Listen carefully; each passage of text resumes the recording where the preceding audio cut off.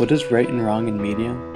Who gets to decide and what makes certain actions acceptable and others unacceptable? These are moral decisions and problems that have changed throughout history as society itself has changed.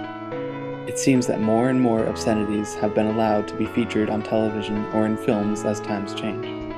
This is the cause of networks and producers' increased need to stand out and draw attention no matter what.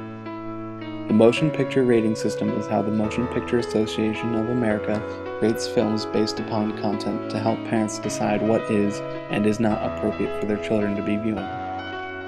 This idea of setting guidelines to help direct the level of decency among certain categories dates back to when television was something new. After the release of the television, the broadcasting industry set a standard code of broadcasting which limited advertising and concern above over-commercialization and obscenity within cable. With this code, there were little penalties involved for those who broke it, so limitation on the television was never a problem. As time progressed, more standards were set that defined the regulation of indecency even more. Safe harboring was introduced as a way in which broadcasters could transmit material deemed obscene for children. This allowable time of more mature content slowly began to expand as years progressed. During this period of the Broadcasting Code, the United States Supreme Court deemed films as a business, not an art, so they were not protected by the First Amendment.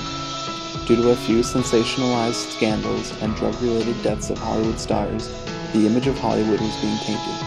The public needed some sort of censorship to clean up Hollywood for the sake of the film industry. A man named William Hayes was responsible for leading the Motion Pictures Producers and Distributors Association, which would later become known as the MPAA.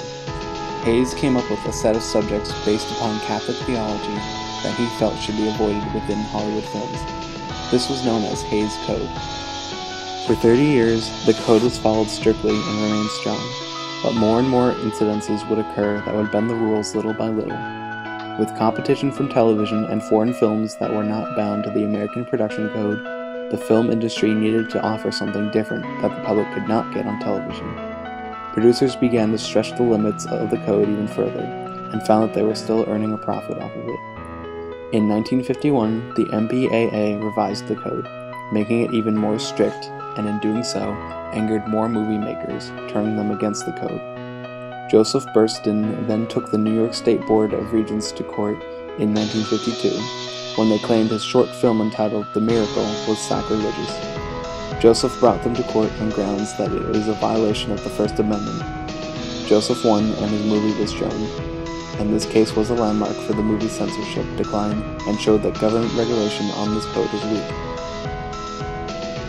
This social change affected the television's broadcasting code as well, which had been continuously ignored like Hayes' Code was. More movies were being released that disregarded the code and pushed the limits even further, which weakened it.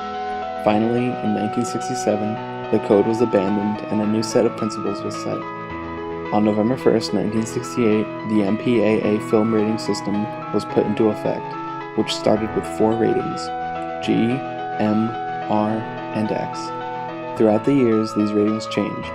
M turned into PG, PG-13 was added for films with material that may be inappropriate for children under 13, and X is replaced with an NC-17. This new system was completely voluntary and not enforced by law. All of these events are what led us to where we are now, and to this day, we are still pushing the limit on what can be shown in the media. Society is ever changing, and so is the acceptance of what is on public display.